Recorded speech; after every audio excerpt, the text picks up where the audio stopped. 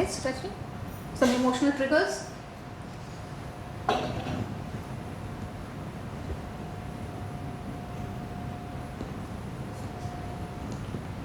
All of us will have different ones, huh? It's not necessary we all have the same one. We'll have different ones.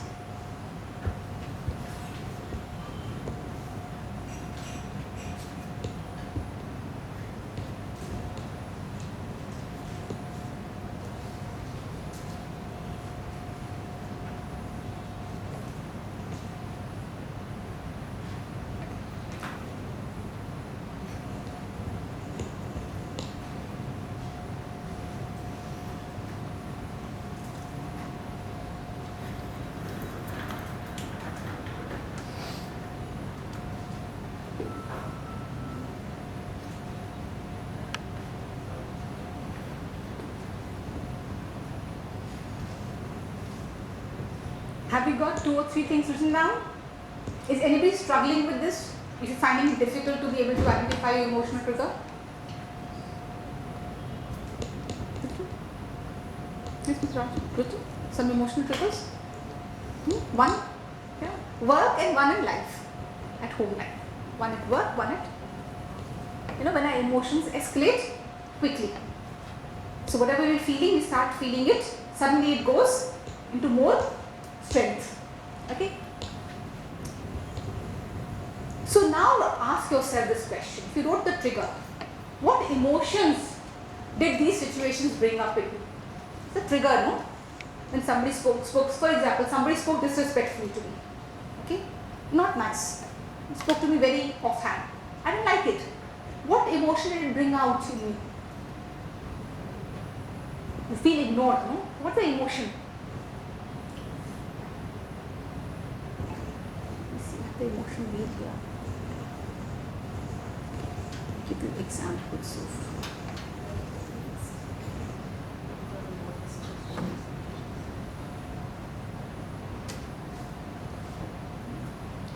Just trying to. I'm sorry. I'm not used to.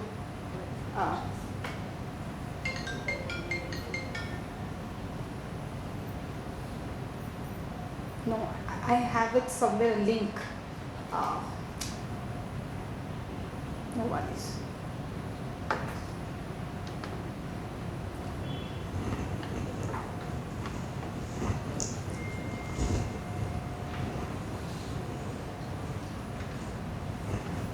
What emotion do these situations bring up? When somebody ignores you, do you feel angry? Do you feel sad? Many emotions, no? You feel anxious, or when too many tight deadlines, you feel overwhelmed. What to do first, what to overwhelm, too much, like you're unable to cope up. Okay? What emotions do this? You have to be able to identify the emotion. That's how you make your emotional intelligence higher. So there's a situation, for example, somebody disrespects you at work, speaks rudely to you at work. What emotion does it bring in? And this is an exercise because I cannot tell you this. You have to be able to identify your own emotion to become more self-aware.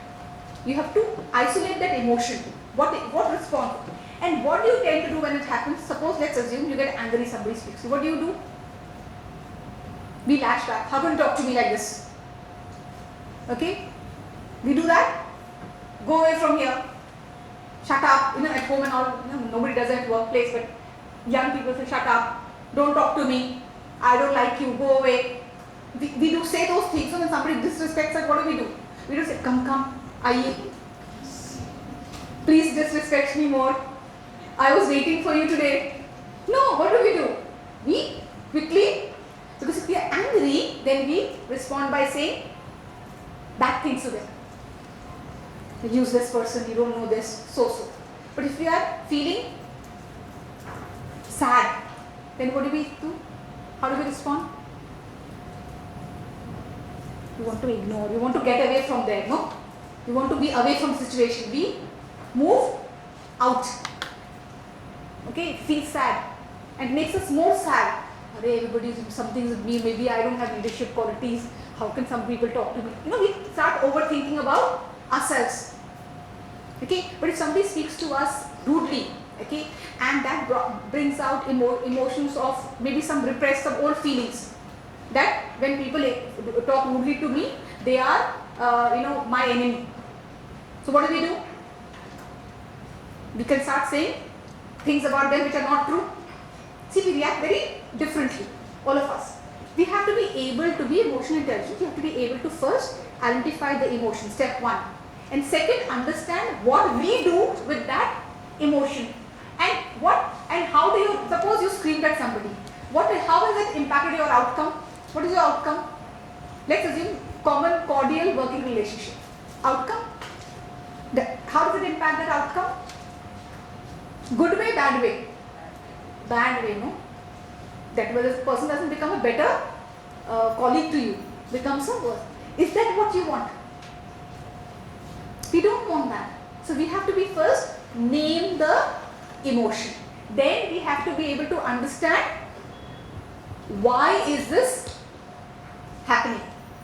Okay, because we have to now moderate. Remember, emotion will not go away. Our anger will not go away. We will not become very happy about it.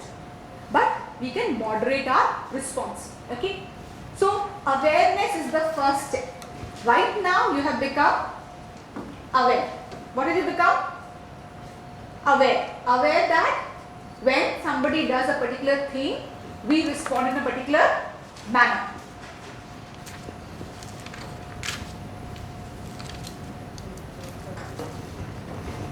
Awareness is the first step. So are you all aware now? Yes? Because we want to ensure the time is not there, we're serving you inside over here. Is that fine? You can continue to eat and do, no problem, okay? We are, this is not a school teacher and thing. We are colleagues. We are all experienced people. We want to ensure that you are able to understand what we are doing, but there is no formality here. At least from my end, this is not. We have to create a conducive learning environment for you. So can you now, with some understanding, say, can you identify the emotion every time something happens to you? Can you give it a name? Anger, sadness, loneliness, anxiety. Can you give the name? That is the first step. If you are able to do that, we can say, oh, in the emotional intelligence thing, now you are no longer ignorant. You are now aware, but you are stepping from novice to becoming better. We are moving towards that direction. But if you are not able to name, then you have to go back and spend some more time and say, can I name this emotion? Can I give it a name? Okay, it's the first step. Okay? So name your emotions. The strategies. I am telling you how to become better at EQ. How do you become better? You name the emotion. When you name it, the brain calms down. The minute we start, think of it right now. If I were to scream at somebody, which I will not, but suppose, and you tell yourself, I am feeling hurt. The minute you say that, it calms your brain. Because we have to get our brain calm first before we move any further. Okay? Then we have to pause and breathe. Now these are tips, strategies. First we name the emotion, then we do, what do? We take a deep breath and we pause. We don't say immediately. Okay, we pause. Next, you tell yourself, what else could be true? In our head, what have we found? This person is very jealous of my. See, I have been nominated for the Sameti training. This person is very jealous of my success. No, in our head, no. That's why he's trying to get irritated, trying to say bad things to me. But I ask myself, what else could be true? What else could be the reason the person is speaking rudely to me? I ask myself. Okay, is my first story the only story? Or could there be any other story? What was the first response?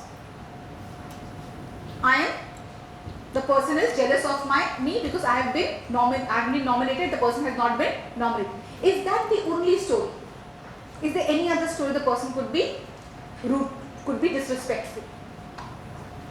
We have to ask ourselves. There could be many reasons people are disrespectful. Number one reason is they don't understand how they are saying only. They don't know how they talk. Many people don't know how they are actually appearing to other people. They think this is how I speak at home, everybody is used to me. But that's not correct way of speaking. So many times people are not doing it out of some conscious decision. They're doing it because they're unaware. They're ignorant of how they come out to other people. They don't know how they are sounding. Some of us, please go back and ask, record yourself, okay? And hear your own voice. You'll be surprised. In our head we sound different, and outside we sound very different. Or the person is also hurt by something you have said, and now is only reacting to that hurt. Could be any of the reasons. We don't know. We're not saying, or maybe they're just mean. But at least you have now thought of very clearly how to now respond. Okay? But there's a difference between response and reaction. Reaction is unintentional. You can't, suppose right now I come and I just do this. Your response is immediately look at me. Suppose you're eating, comfortably eating, thinking of something nicely, and I come and touch your shoulder. What is your response? Your reaction is, you look at me, who's touched me? Immediate, this is a reaction. We have not thought it all. Immediately reacted. But response could be, you think, oh, somebody's touching. What happened? I could be a blind person who needs help in crossing. I could be somebody who's trying to tell you something has fallen down. I could be any of those things. So reaction and response are two different things. Reaction is unconscious. We just do it ourselves. Okay? Now if you do this, so now we take out, now that you're eating, we can't do this right now. Okay? The idea was for all of us, for 30 seconds, okay? So do one thing. If you're eating too quickly, and put the sandwich down. Okay? Whatever you're eating, chew it. I'm not saying, but don't take a fresh bite. Huh? Okay? You will get another chance. Don't worry. Okay? Just give us 30 seconds over here. Okay? And we are not closing. We are 30 seconds, tea will not become cold. Huh? Okay? We do a simple exercise of breathing. Okay? It's called it's a 4-step breathing. What do? We count to 4 to breathe in. We count 4 to hold the breath. We count 4 to breathe out. And we count again 4 to hold our breath. Can we do this? You have to close your eyes for this. Okay? And just however you feel comfortable, you sit. Okay? But I'll do the counting. Okay? Prepare for breathing. Exhale. Inhale. Hold. Exhale. Hold. Inhale. Hold. Exhale. Hold. Open your eyes. How do you feel? Feel calmer? And we spent only 30 seconds of our time. Okay? So when you're having very triggering emotion, very strong emotion, take a deep breath and close your eyes and just do a simple breathing exercise. And of course you have different apps for it, but even this much will help. And if you're very anxious, all you have to do is this. You take a deep breath. Do it. And automatically your stress becomes lower. Okay? So since I'm not a very certified yoga instructor or anything, I know only a few tricks. I've showed you 2 of them. Okay? But the second one, no, it resets our brain. Just a shrugging, like it really resets our brain. So when you're feeling very strong emotion, triggering, do this. Okay? So coming back, name the emotion, label them. When we label them, our brain becomes calm. Then pause and do this 10 seconds, you pause. Or if you can, and relax for a minute. Then you start thinking, what else could be true? Is this the only person? Is somebody, like for example, which has just happened to somebody I know yesterday. They were driving in a new city and suddenly this car is honking from behind, honking. What is our first, why do you think they're doing it? When somebody is really doing honking all the time? Why are they doing it? What is your understanding? People are constantly honking behind your car again and again. Impatient? Huh? Can't wait. Most of the time what we think is, especially if you go to certain areas, they don't know how to drive, constantly coming from here, coming from there. We get angry, huh? We don't think of emergency and all. What do we think? Usually doesn't know how to drive, honking like this. You know, what is the use? See the traffic, where can I go? Should I jump over somebody? Should I kill somebody? We think like that. But we don't think that the person could actually be having a major emergency. We don't think like that. Very rarely we think like that. What is the first response? People are doing it, they're impatient, where do they have to go? So maybe Kerala is different. In the north, it's people have a lot of road rage also, no? People just honk because they have a bigger vehicle. Anything. So reframe your thing and ask yourself why you think they're doing it. Okay? So now, all of you have to do this thing, written thing, and in the afternoon session, I come back to another session. Okay? In the lunch, just think of it.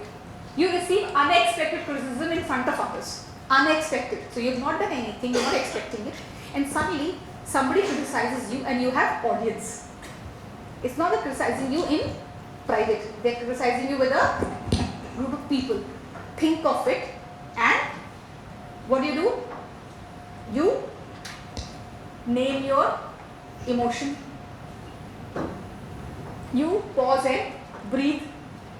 You reframe your thinking, and lastly, you respond versus reacting. So you have, because I will ask you. Okay, I'll ask you to name the emotions and so on. Okay. So I thought of doing this in class right now. Okay. So what was your automatic? I will ask this question. And if that was if your reaction was X, what would an emotionally intelligent person do? Ask yourself that, because now you're becoming an emotionally intelligent person. Yes, you will get a certificate from Sameti, done MVP, all these sessions. Over there will be written emotional intelligence and resilience. Now that means you have become, you've been trained on it. That means you are now an emotionally intelligent person. And the response of an emotionally intelligent person is different than a response from somebody who is not emotionally intelligent. So what would you want to be? Emotionally intelligent or not? So the response has to differ, no? It cannot be the same response. Okay? So what we have to do is, we have to do, first we did what? Awareness. Now what do? Regulation. First step was what? Awareness. Next step is regulation. Regulation is a skill. So don't think you'll be perfect. So you will say, oh, I couldn't regulate. Nothing will happen now. I'm nahi hoga. No, what do you say? It's a skill. We practice. Every time something like happens which you think you're getting an emotional response triggering, you regulate it. Again and again. The more you do it, the better you become. But what do you have to do now? Awareness number 1. Second step, regulation. Okay. So now what I have done over here is, because we were going to focus on the self more, I have taught you how to become self-aware, and I have to also taught you how to do self-management. What have we done? Self-awareness and self-management. The first step towards emotional intelligence. So how do you become self-aware? Little testing I am doing, okay? How do you become self-aware? Yes? Neeta? How do you become self-aware? We name our emotions. We recognize our emotions. Become self-aware. Okay? What else can we do to become self-aware? See, I've got it here. So, what do? Do we ask ourselves these questions? We have to ask ourselves, what emotions do these situations bring up? What do we do when this happens? And how do our reactions impact outcomes? We have to ask ourselves these questions. If we ask ourselves these questions, become more self-aware. Okay? How do we do self-management? Yes? By regulating. And how do we regulate our emotions? We label them. Then we pause and breathe. Then we reframe our thinking, and then we respond instead of reaction. By doing these things, we become self-aware and then we become self-management. Two pillars of emotional intelligence. Only and only if we do this can we move to the next level of emotional intelligence. Are we good? Any questions at this point? Everybody's understood everything, huh? There's a test in the end, huh? Okay? So I'm moving to the next part of it, which is resilience. Okay? Now, we all understand, we know what is resilient person? We use this word, no? Resilient. There used to be a doll, you know, it's like a heavy bottom. Okay? You keep on punching it, it's to come back. Have you seen that? Inflated doll or something, inflated toy, heavy bottom. You punch it, it comes back. You punch it, it comes. Children used to play with it. Do you remember? Resilience is nothing but that. That doll who keeps on coming back. Resilience is what? Your ability to come back from setback. Something bad happens. Do you stay in that bad place or do you come out of it? Your ability to come out of it is resilience. Now, it's not on my slide, but I thought I'd quickly share this. When we look at top managerial skills, no? What leads to success? People skills always, critical thinking comes up quite high, okay, which is a cognitive ability. Okay? But the other thing which come out is people who are resilient in today's world, not earlier, are more, they have better lives and they're more successful. Why? Why is resilience more important now than earlier? What has changed now in the world? Setbacks, why? Why there's more setbacks now?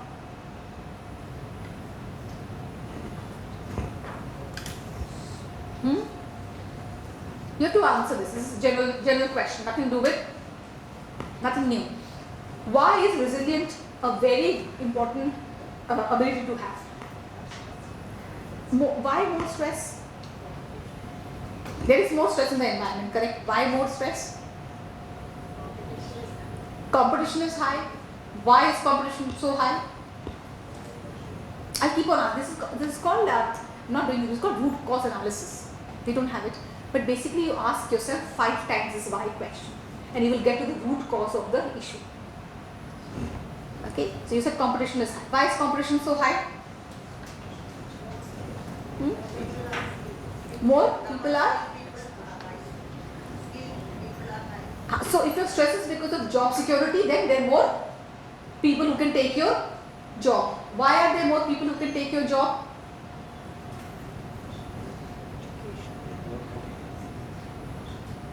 Because people are more qualified now than earlier.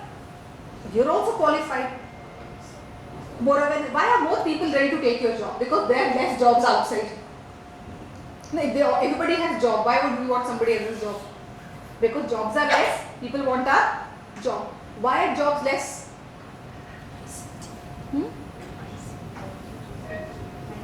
Louder? ICT.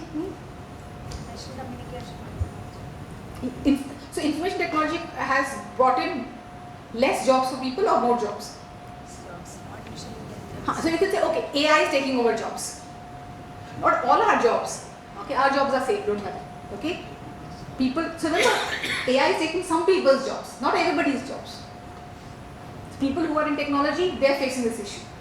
But there are less jobs and more people because there are more population and less resources. Less resources. Resources are plenty.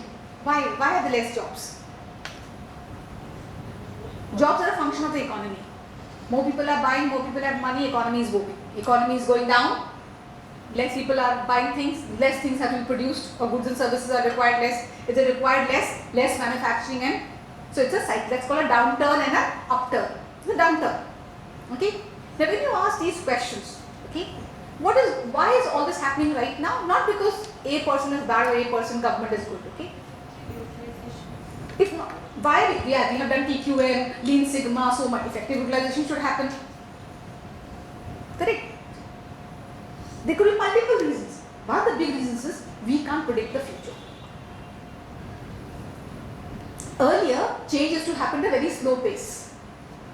Now, change is happening at an exponential pace. And so, what is called a volatile world, no? VUCA world and all they use it. Okay, which means what? There is too much change happening, very volatile, uncertain. Because it's uncertain, whatever we do to prepare, we can't prepare for tomorrow. Because we can't prepare for tomorrow, because we don't know the tomorrow. What we have to prepare for now is, whatever the tomorrow is, I should be able to come out of it. Which means, today if you spend your, suppose you're AI, suppose you're looking at generating LLMs, learning models, this is algorithms, which is what AI people do, suppose you learn that. Okay? But tomorrow you don't know whether this is going to be valid, something new will come up. Because you can never prepare now for tomorrow. Tomorrow preparation is gone. Like earlier in our generation, okay, which is most of you are in that group, we were prepared from school, okay, do this, take up science, common, do this, go to a particular college, apply for government exams, like I applied, many of you applied, government exams, prepare for the exam, you will get a steady job. The job will be there for your lifetime. This is how you were prepared. Now, can you prepare your children like that?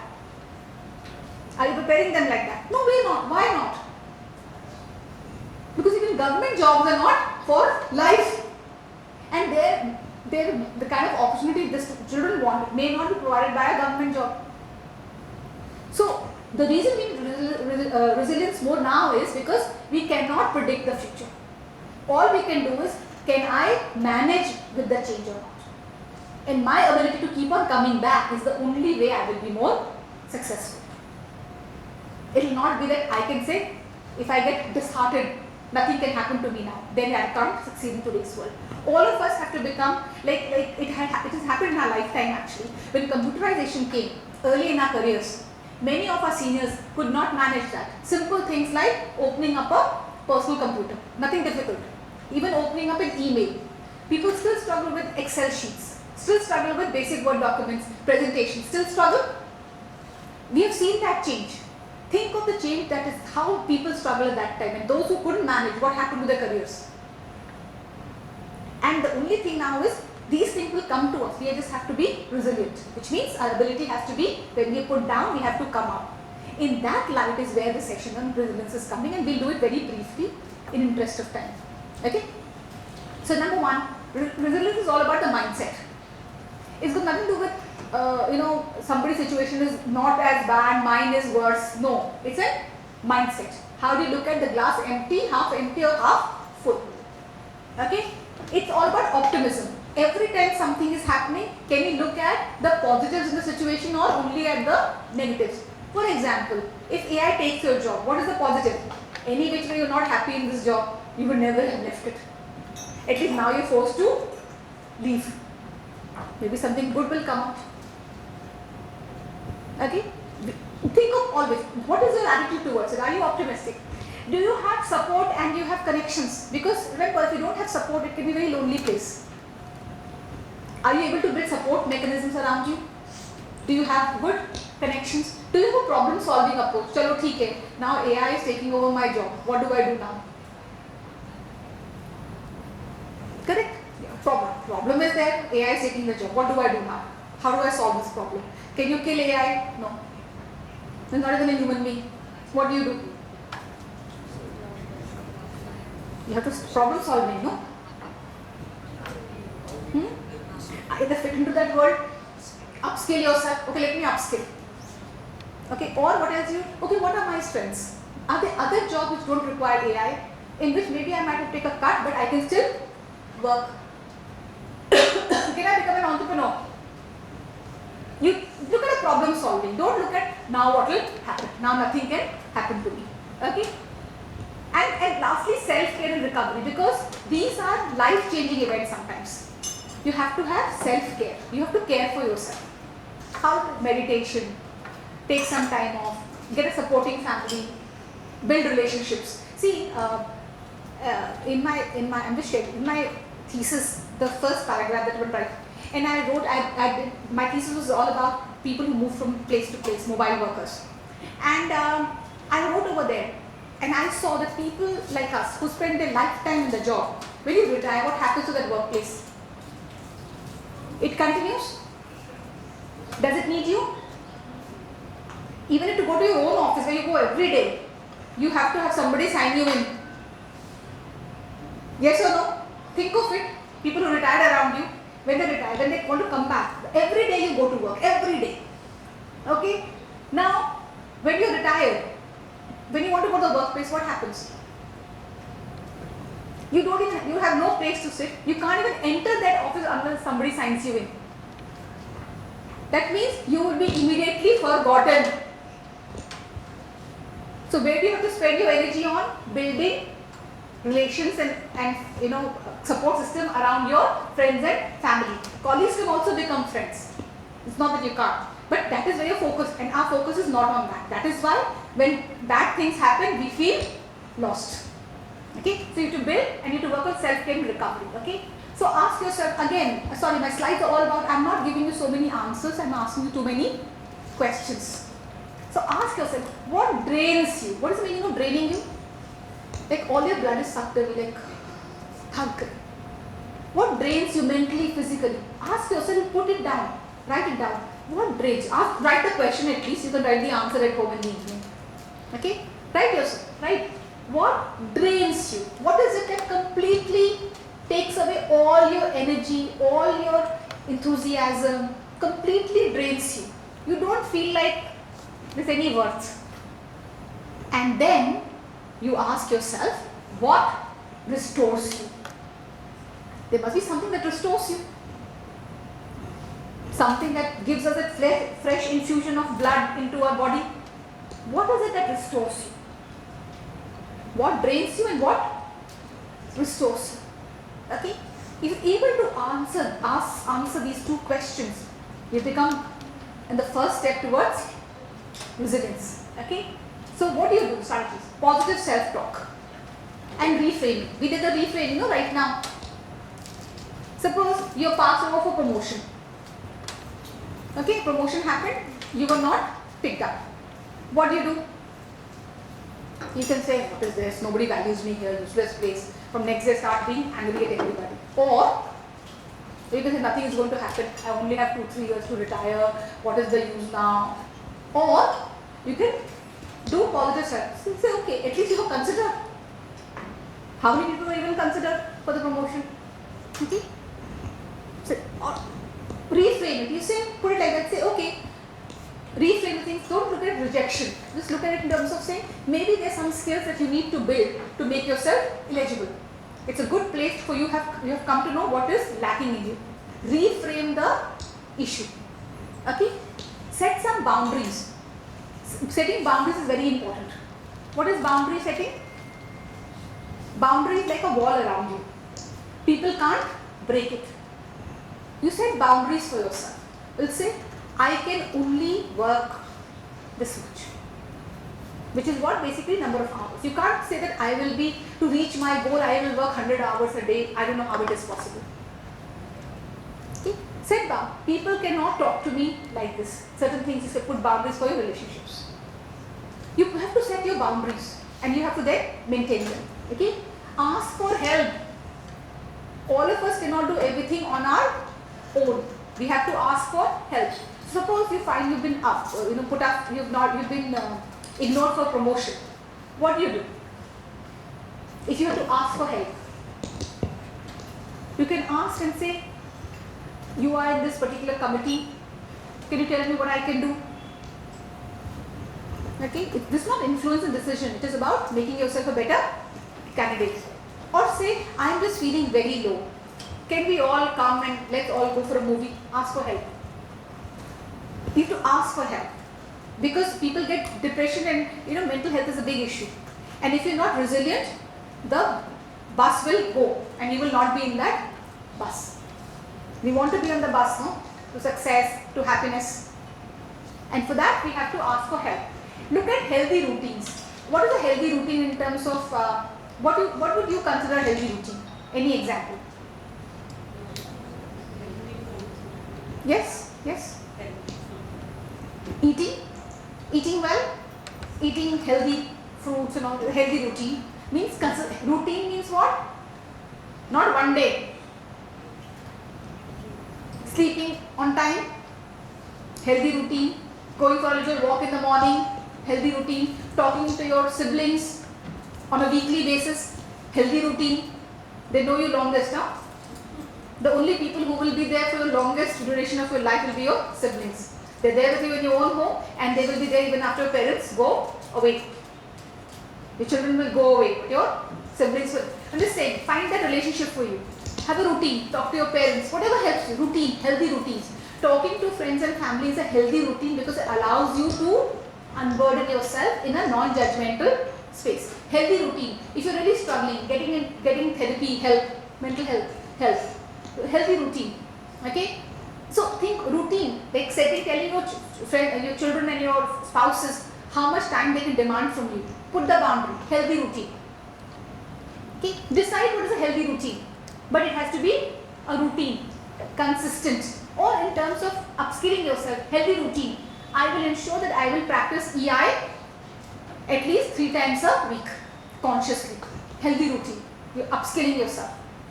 I will go and do some Coursera or some other online courses on technology and ensure at least I will get one certification every 3 months. Healthy routine. Okay? Gratitude and self-compassion. What is gratitude? We are grateful for. We are grateful for non-pollution air in Trivandrum. Are you grateful for it? No, you are taken for granted.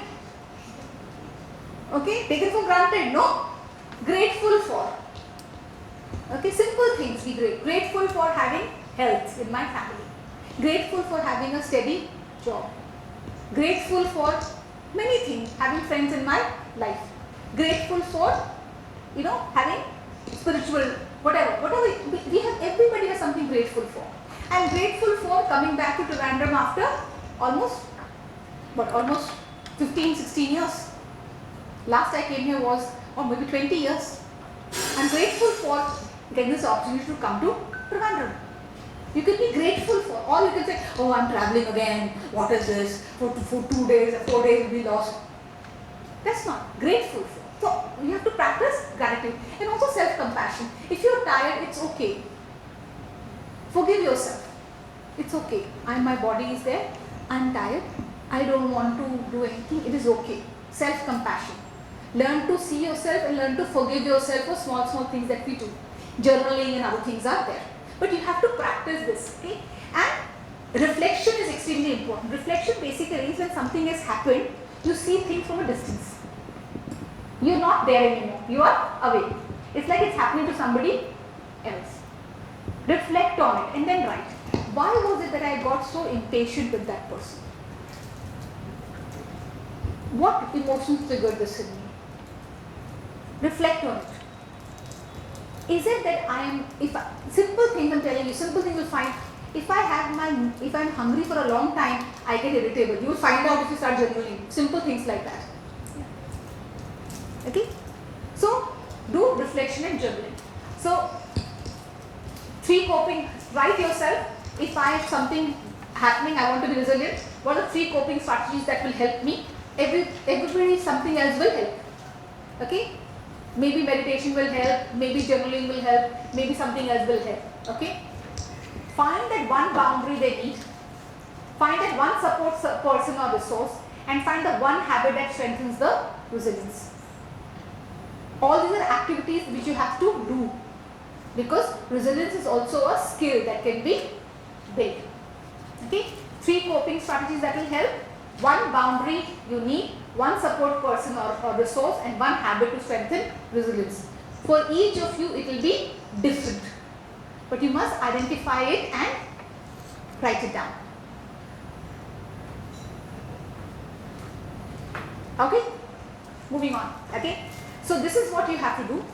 Okay? This is a homework for you. You can take a picture of it or whatever, and it's a requirement. You will have to submit it. Okay? And I'll request the training people to. So you will have to submit this and it will be taken. Okay?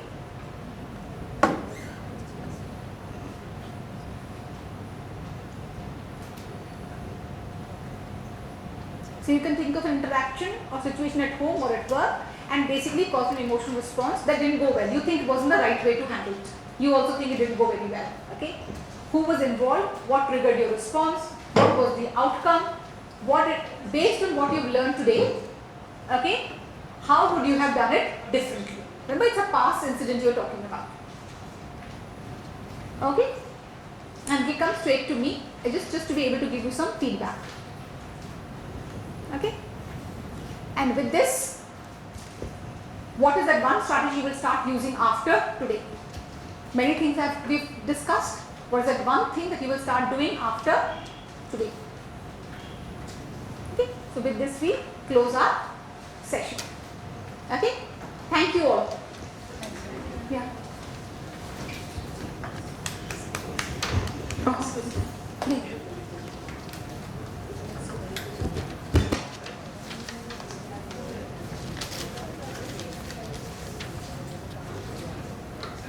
Okay, thank you all. This is concluded and I'll see you again post lunch for another section. Okay?